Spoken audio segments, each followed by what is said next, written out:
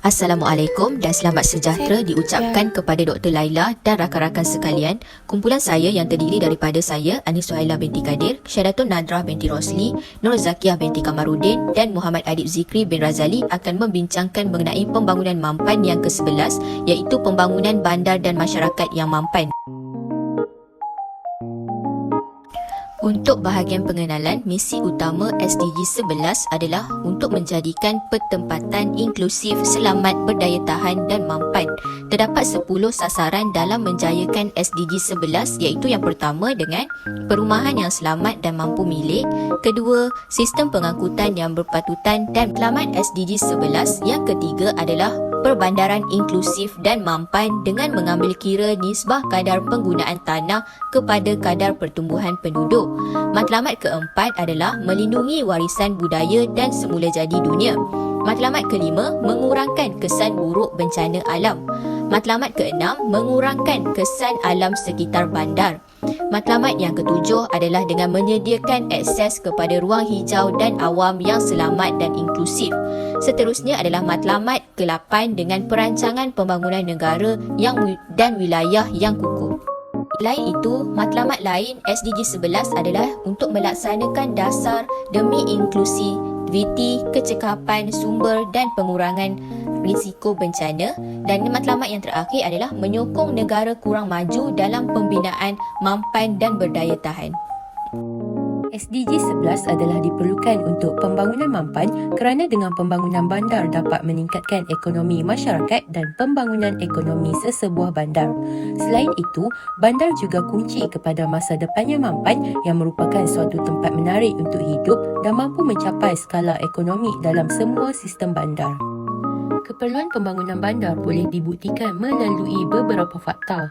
Yang pertama, bandaraya dunia menduduki hanya 3% daripada tanah bumi tetapi menyumbang sebanyak 60 hingga 80% penggunaan tenaga dan 75% pengeluaran karbon. Yang kedua, sehingga hari ini dianggarkan seramai 3.5 bilion orang tinggal di bandaraya dan 5 bilion orang dijangka tinggal di bandaraya pada tahun 2030. Yang ketiga, 95% daripada pengembangan bandar pada dekad yang akan datang akan berlaku di negara membangun. Seterusnya, kita akan melihat kesan pembangunan mampan yang ke-11 terhadap pembangunan bandar yang saling berkait rapat dengan alam sekitar. Jadi, bagaimana perkara ini boleh terjadi? Ia disebabkan pembangunan bandar yang dilakukan tanpa perancangan, dilaksanakan secara tergesa-gesa akan menimbulkan pelbagai masalah dari segi fizikal, sosial, ekonomi dan alam sekitar.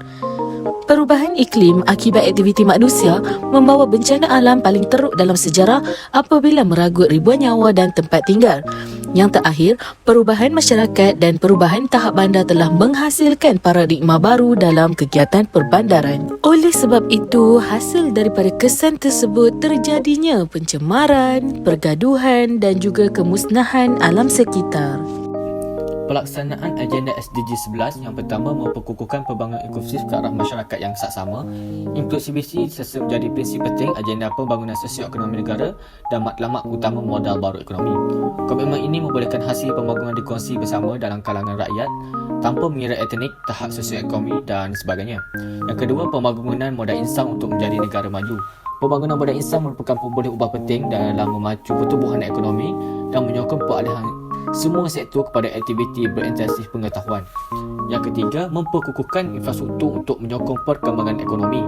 Pembangunan infrastruktur adalah penting bagi memastikan rakyat mempunyai akses kepada kemudahan asas dan perkhidmatan seperti pengangkutan komunikasi elektrik dan air yang bersih.